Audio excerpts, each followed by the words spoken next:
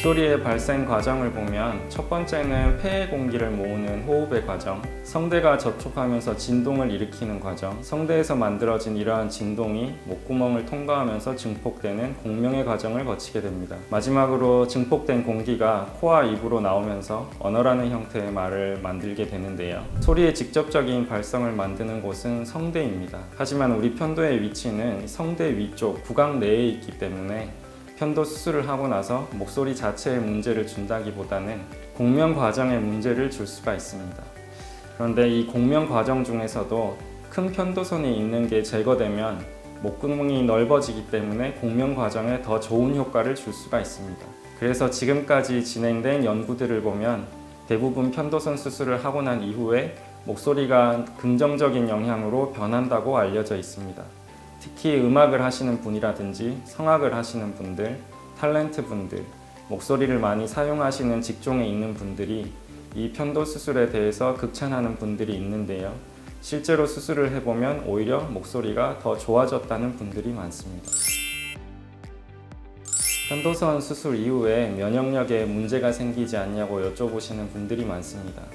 우리 몸의 면역 체계에서는 면역력을 담당하는 여러 기관들이 있는데 대표적으로 구강에는 구개편도, 코 안에는 아데노이드 등도 면역력을 담당하고 있는 기관입니다. 하지만 이들을 제거하고 난 이후에도 림프절이라든지 흉선이라든지 이런 수많은 면역기관들이 산재해 있기 때문에 이들이 우리의 면역력을 담당할 수 있습니다. 따라서 편도 아데노이드를 제거한다고 해서 면역력이 약해지거나 문제가 생기지는 않습니다. 일반적으로는 염증이 있는 상태에서는 편도선 수술을 권유하지 않습니다. 급성 편도염이 걸려있는 환자분들은 급성기 염증이 다 호전되고 난 이후에 편도 수술을 권유하는 편입니다. 하지만 편도 염증이 엄청 심하다든지 고름등이 있다든지 하는 경우에는 편도선 수술을 바로 하는 경우도 있기는 합니다.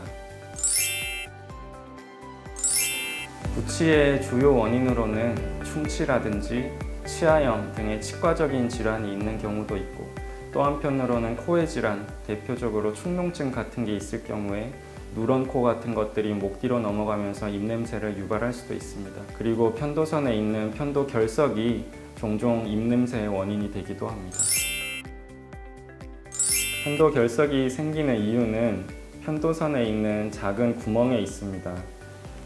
편도선은 편도와라고 하는 큰 공간에 편도가 껴있는 상태로 존재를 하게 되는데 그 사이 공간에 음식물, 퇴적물들이 끼기도 하고 편도 자체에 있는 작은 틈들에 음식물이 끼기도 합니다.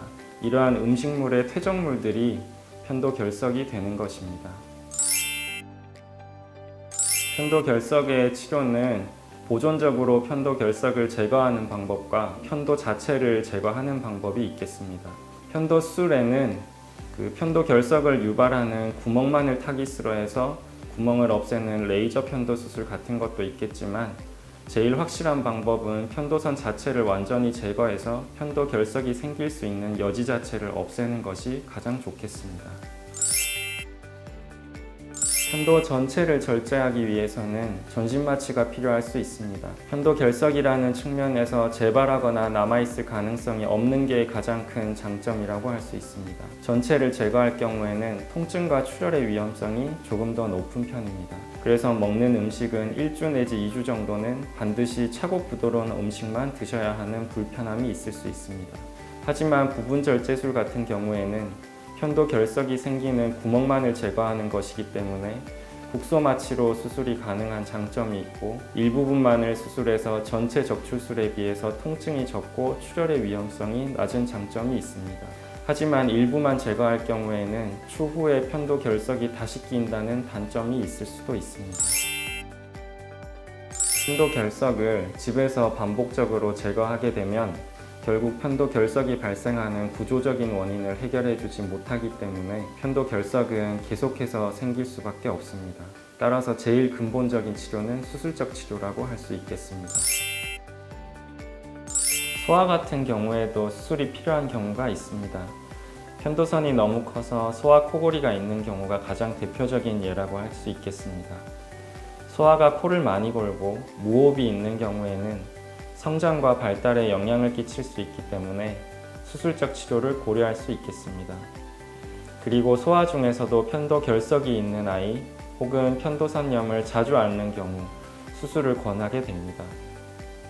소아 같은 경우에는 병원마다 기준이 다를 수 있겠지만 저희 병원 같은 경우에는 36개월 이상 15kg 이상이면 수술을 할 수 있습니다. 심각한 소아의 경우에는 24개월 이상 12kg 이상에서도 수술을 할 수 있습니다.